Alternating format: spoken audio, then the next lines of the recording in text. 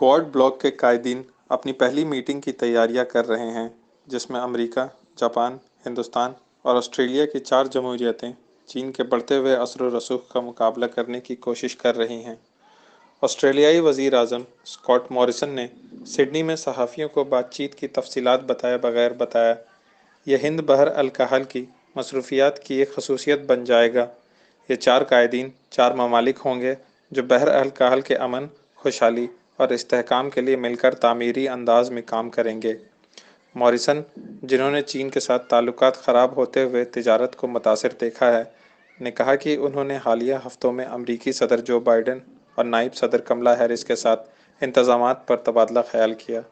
उन्होंने तवक्को की कि मुज़ाकरात के बाद आमने सामने मुलाकातें भी होंगी।